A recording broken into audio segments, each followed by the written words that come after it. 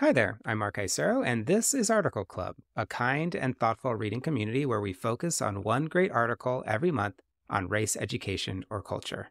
Welcome to February, everybody, and I'm happy that you're here listening because this month we have a great article to discuss. It's called Saying Goodbye to My Chest, and it's by Naomi Gordon-Loebl, and it was originally published in Esquire last October.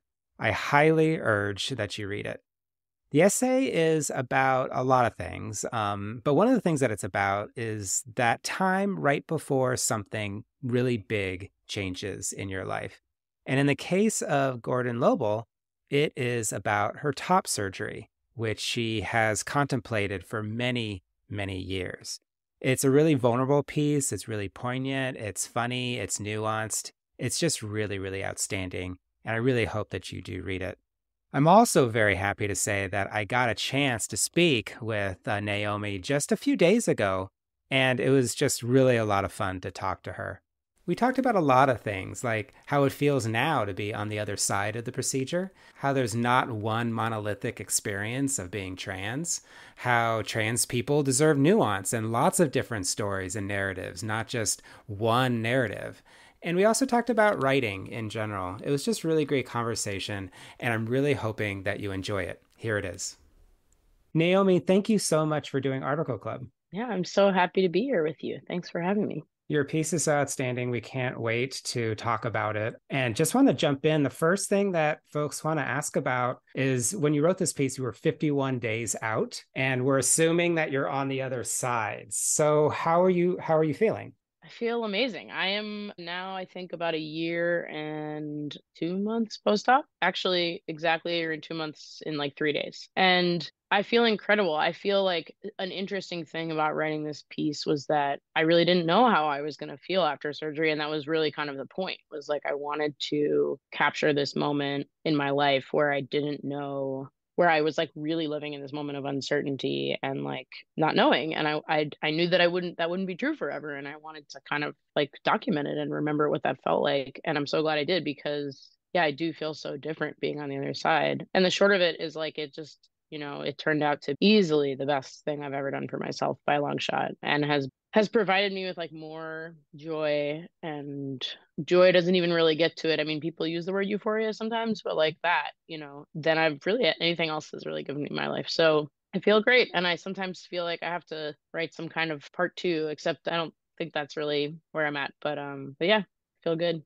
Yeah, you said in the piece that you just felt like you couldn't postpone this anymore. Mm, Not just the top surgery, but also maybe writing about it, because you talk a whole lot about time also in this piece, not just how many days it is until the top surgery, but also just all of the years since being in front of that mirror for the first time and sort of like realizing that something was possible. yeah. Yeah. I'm glad you caught that, because yeah, the time, that was like one of the things I was thinking about, was like, how has it been 19 years, and how it's such a long time. And then at the same time it feels not surprising, because what my life felt like then, or like my relationship with my body at that point of binding every day, felt so normal to me that it did make sense that it had been 19 years. Yeah, I can't remember if it stayed in the piece, but at a certain point, I calculated how many days I'd been binding for. And I was Mhm. like, whoa, thousands and thousands of days. So, Yeah. yeah, time is something I think about. Yeah, absolutely. And yeah, that first image, I remember just reading it for I've read your piece like about 7 times at this point, but the first image that just sort of blew me away was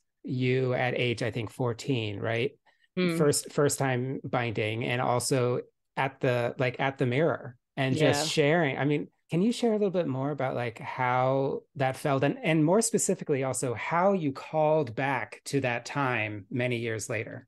totally. Yeah, it's so wild, because it really is. I'm 35, so it would have been 21 years ago. And like, even now, when you say that, I can like picture, I feel like I'm like right back in that room. It's my bedroom at my parents' house. The mirror for a period of time hung on the side of the closet. And it was like this blue plastic IKEA mirror. And it was like sunny in my room. Like, I just remember it. It was so striking. And yeah, a friend had given me a binder. I think that friend had had top surgery and wasn't going to use it anymore. And it was like old and ratty. And I put it on, and I put a white t-shirt on over it. And what felt so striking was like And it's very interesting because I had this same feeling years later after surgery. But what felt so striking was to look in the mirror and be like, I like the way I look. Like, this feels like what I'm supposed to look like. And that was such a powerful feeling that I didn't know I was capable of having. And so then, actually going back to your first question about how do I feel now, like one of the things that's been really crazy about having surgery is that I look in the mirror now and have that feeling, and it's not from a binder.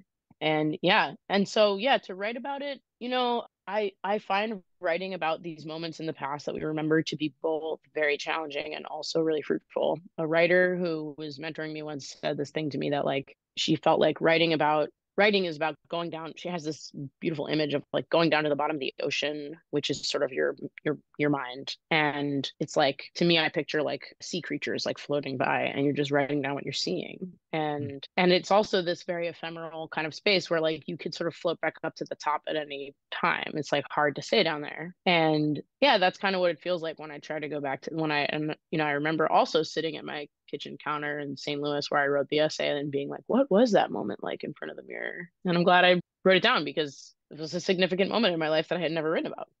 Yeah.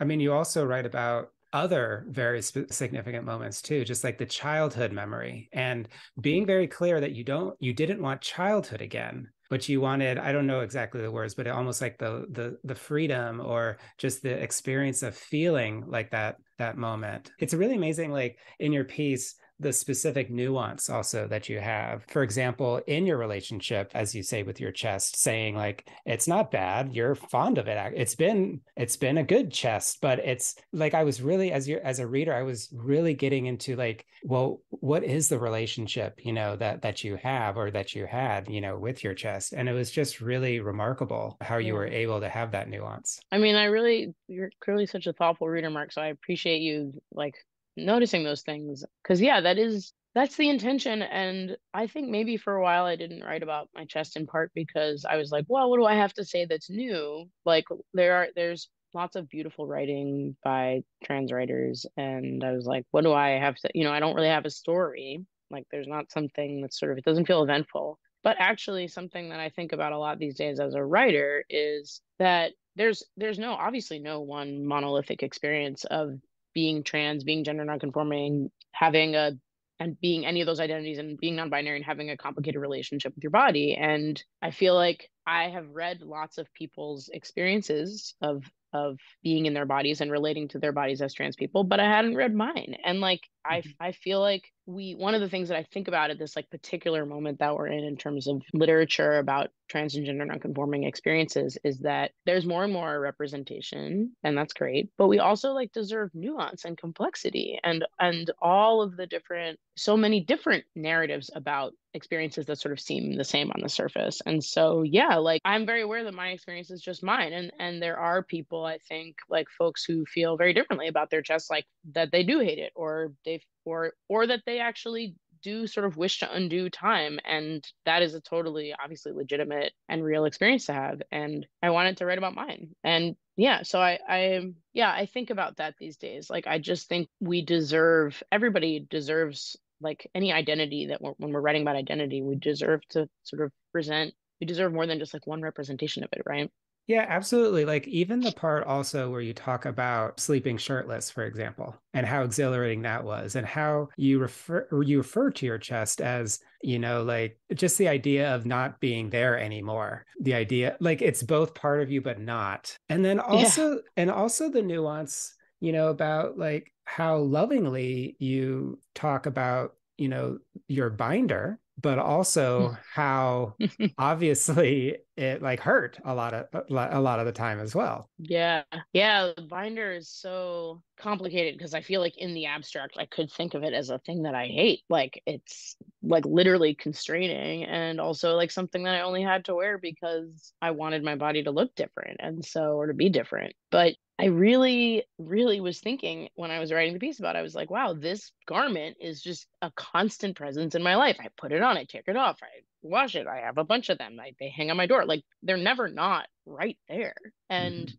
I was like, what will it be like for this to just not be in my life? And this is another thing I can only say being on the other side. I hardly ever think about it. And that's been interesting to me. Like, I haven't thought about my binders in about binders in relation to me, and I don't know how long until you asked me about it. So yeah, I mean, and I think like to some extent also like I'm writing about being transmasculine in my body, but like all these things are also about being a person. And so that's like that, but the particulars of like binding and then not binding anymore, and basically something huge changing about our lives, that something was like so familiar that you thought it would never not be familiar and then suddenly it isn't. Like that's actually a pretty universal human experience, the feeling of something that sort of that you never thought would change suddenly being so absent from your life that you don't even think about it. And yeah, that's the other thing like too is like I feel like I hope that that comes through too, that like the essay is about my chest and about surgery and anticipating it, but there's also things about it that are just about being a person.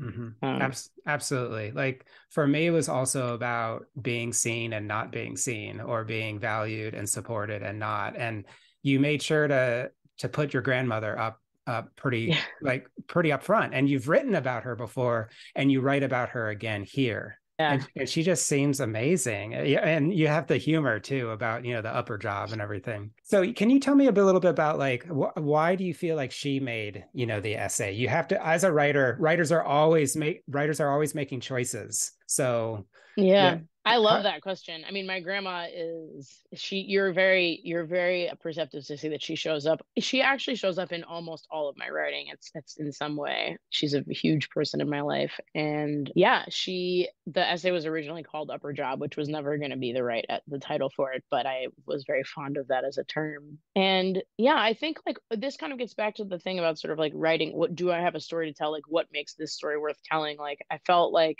I didn't it felt too like obvious to just begin this essay with like I'm having top surgery in 51 days. And I could have, and a different version of it would have been fine, but I felt sometimes I think these things that are so big in our lives that are hard to write about for whatever reason, we sort of need to come at them at a slant. And so for me, TSA was like the way to come at it, was like thinking about this very specific way in my life that my chest was a problem and how that was going to change, and like thinking about how that one aspect would change when I had surgery. And then of course I really associate my grandma with the TSA thing because and of course I could have bought myself pre-check too, but it was really a reflection of the way that she cares for me and is protective of me, that she was like, oh, this thing can help you, I want to do it. And yeah, so I think, I think it's a good question, like why does she show up in all my writing? And I'm obviously not totally sure, but I think in a way one thing I can say is that for so many years, as I was considering surgery, I would never have not had it because of her, but I think it was a like fear of mine to tell her about it and to wonder how she'd react. And her reaction, which is in the essay, she was like,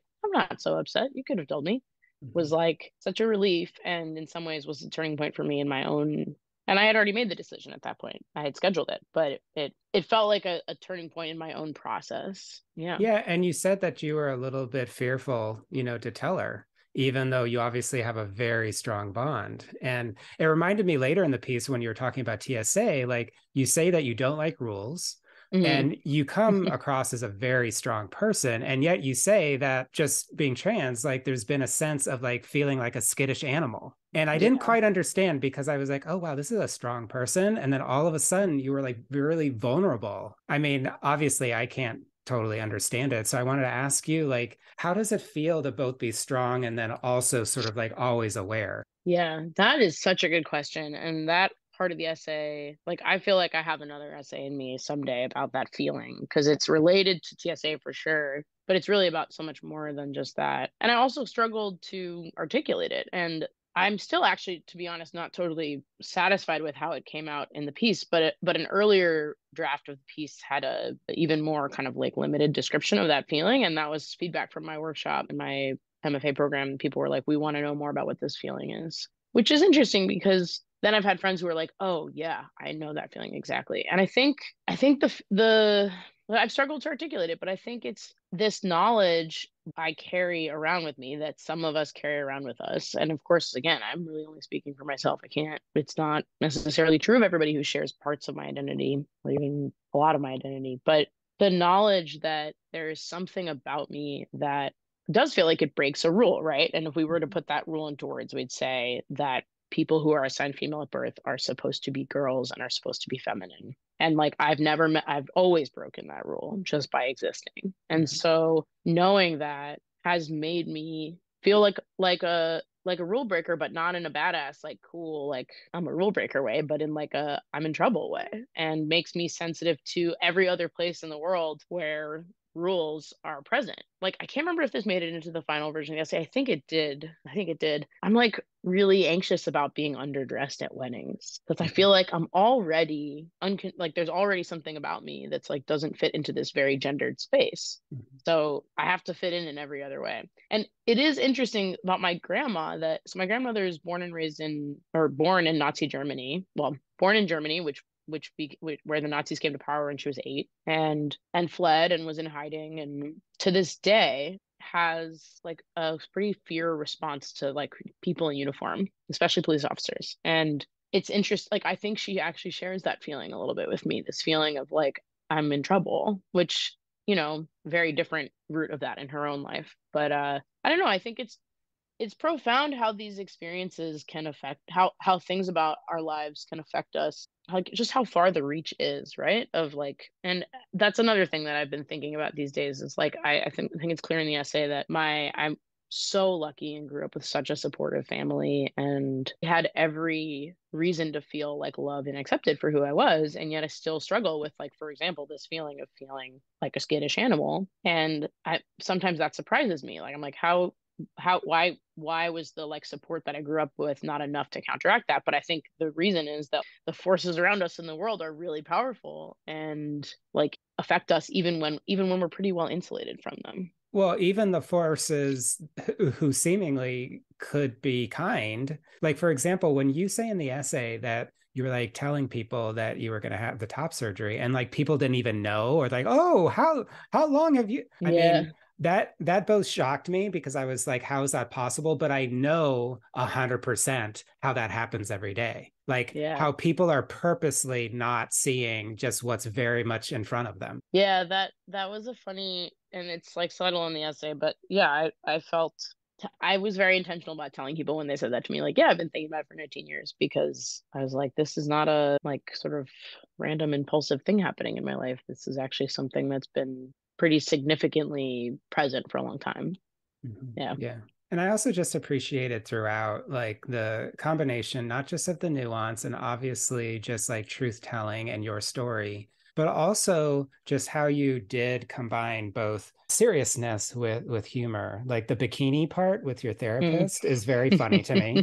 And then right next to it, you also talk about the board shorts that I guess a girlfriend's mom or whatever like saw you again. And just like this juxtaposition again about clothing and serious and affirming, but then also funny. I just want to ask, like, do you also make sure to put into this piece the humorous aspects as sort Mm. of like as a writerly move, or is that just sort of like how you are? That's a good question. It's definitely not intentional, no. And actually, I think like anybody in my life would tell you that when I'm trying to be funny, I'm not very funny. And yeah.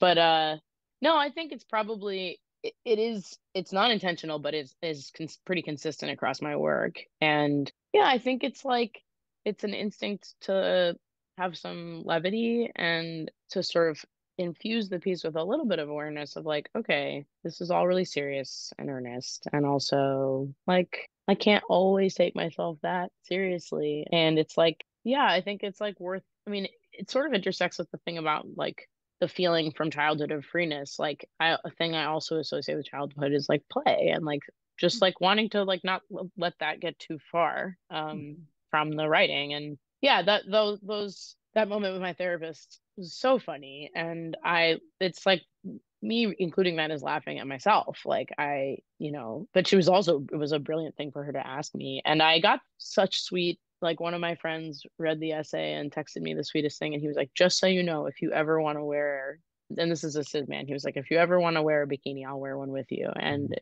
yeah, it just, yeah. It's really great. Yeah. So I wanted to ask, even though, not every reader, at Article Club is an educator, we do have some. And, like you're writing your piece to write your piece, but it's a big time in schools as well, with kids. And even if we don't want to be political, it's an extremely political time. And you wrote this piece, a few years back and everything. But how are you feeling sort of like now that your piece is out there? You're speaking about how there should be a multiplicity of views. I guess my question is, would you have something to share with the educators in our audience with regard to sort of how to be, especially, I mean, if they're cis or if they're trans? Yeah. Yeah, that's a good question. I do think about this, and I definitely very much did not write the piece as an educational piece. And yet, like a lot of the really beautiful notes I got from people were along the lines of like, this helps me understand you better, or this just helps me understand someone who might have your experience. And I'm thrilled about that. Like, it wasn't written for that purpose, but that's wonderful that it has had that effect to whatever extent it has. And which again, I think it's not intending in any way to be defining of this is what it feels like to have this experience. This is what it feels like to be transmasculine. Or this is what it feels like to have top surgery. It's like, this is what it feels like to be me and those things. And I'm just one person. And I think, yeah, you're right. I mean, this is so fraught right now and so loaded, and the stakes are so high. And around trans kids in school, kids being taught about trans identity or about queerness. It's all so heavy right now. And I think the main thing is that I sometimes when I talk to people who have some anxiety about this stuff, like, well, how do I explain this? Or what if,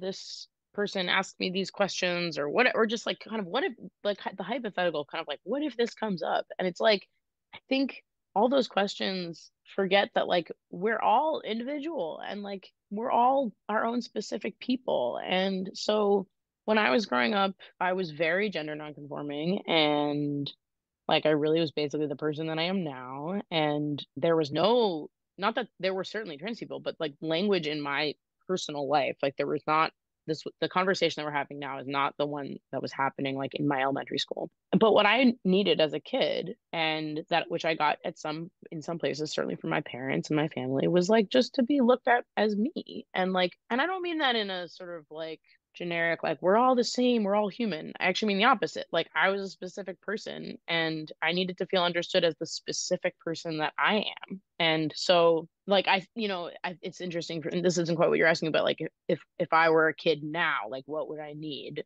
Like I would want adults in my life, educators in my life, to not assume that like, okay, I've read this thing and Naomi matches this identity on paper, so clearly Naomi must be X. And it's like, no, Naomi is a person, so like talk to Naomi about Naomi. And I think like people have fear around this stuff. Like they're like, well, what if like sort of what if the worst case scenario happens? And it's like, I mean, I'm being a little bit vague about this, but it's like that sort of like that question forgets the fact that like each like young people are each individual people who have their own sense of self, and we should trust that.